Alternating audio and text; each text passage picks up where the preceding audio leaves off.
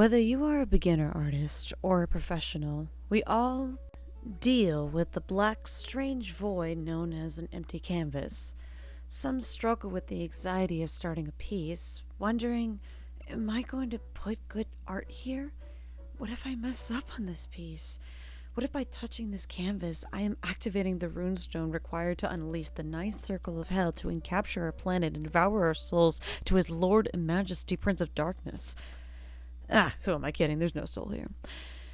Anyways, here are some tips, or at least tips that I have learned over the years that may be able to help you prepare yourself with drawing anything, and especially before you draw. It will maybe help you feel less afraid, or at least help you feel more confident in yourself. So with that, let's start with number 1. The number 1 thing that you need to do before you draw anything is to actually know what you're going to draw. I know, that sounds a little silly, but you'd be surprised how many artists just have no idea what in the world they're going to draw before they start. For example, let's say you're thinking, I'm going to draw a bird. Well then, what type of bird are you going to draw? I mean, are we talking a parrot? A macaw?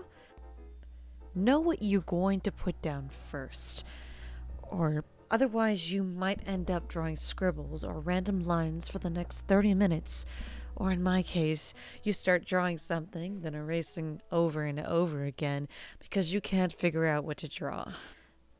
Number 2, make sure you have reference before you draw, if needed.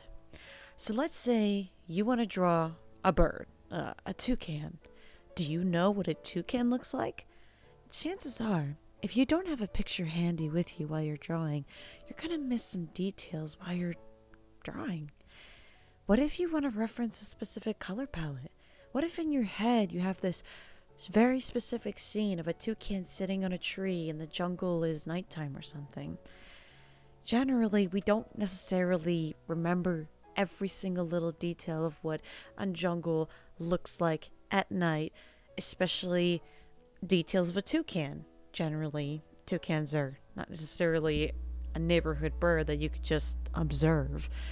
So, better yet, if you're trying to figure out to draw, use reference.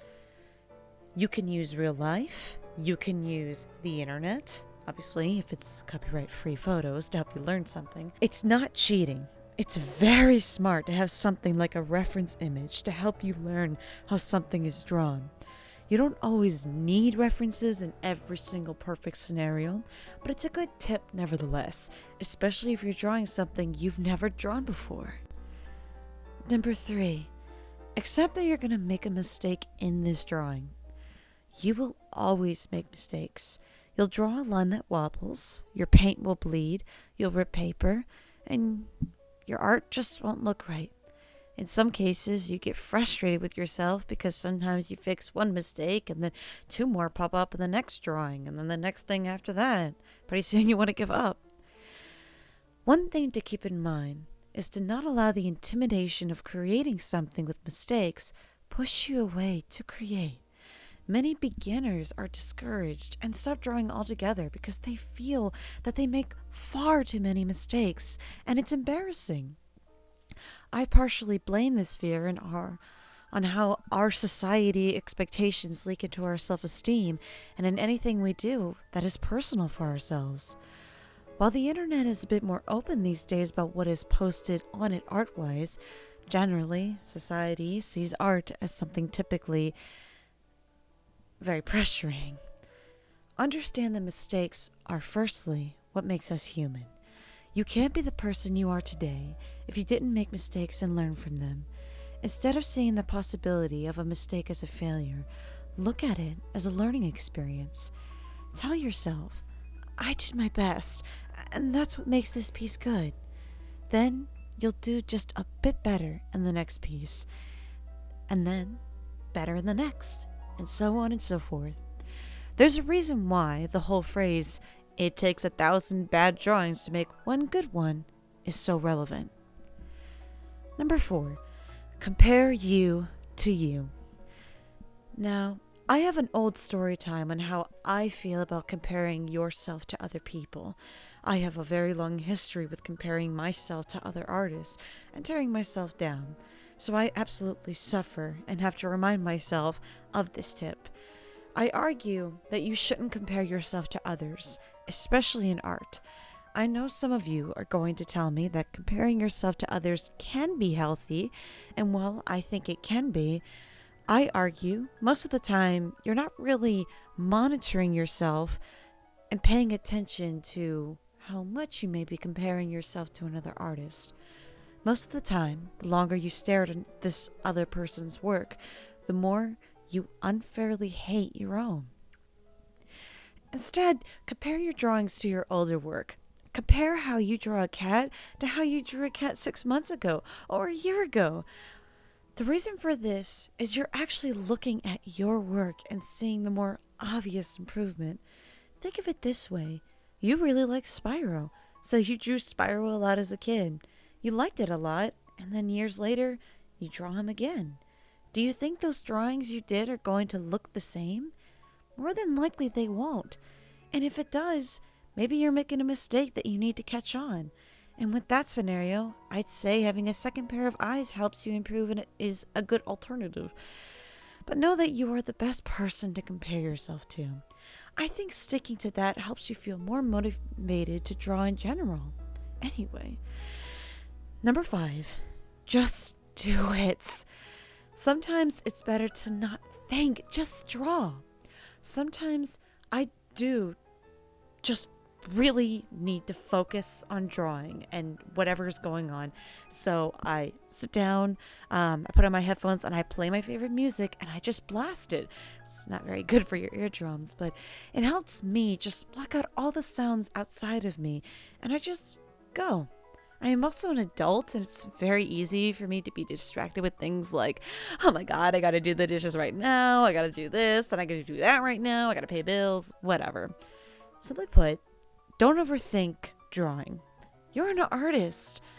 Whether you've only drawn 1 picture every day, or 10 every day, or more, or even less, you are creative. No one is too old to start drawing. No one is too untalented to at least try. Don't do art for someone else. Do it for you.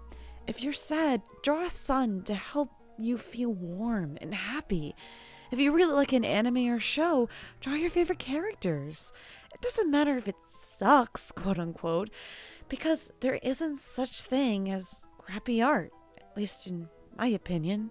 There's just you and your art. Think of it like a private ballroom dance, where it's just you and whoever you're dancing with.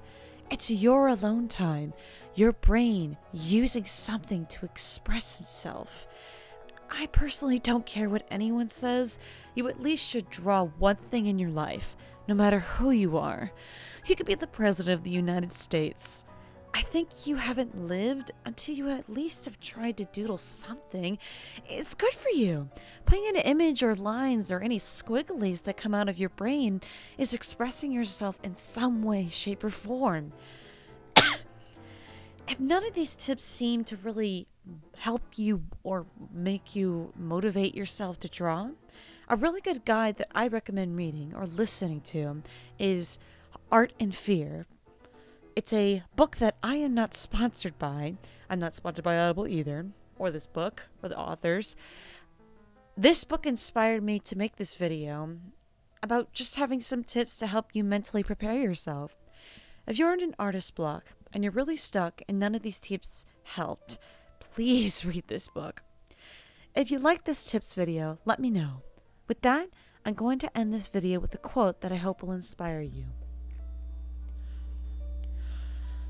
Go and make interesting mistakes. Make amazing mistakes. Make glorious and fantastic mistakes. Break rules. Leave the world more interesting for your being here. Make good art.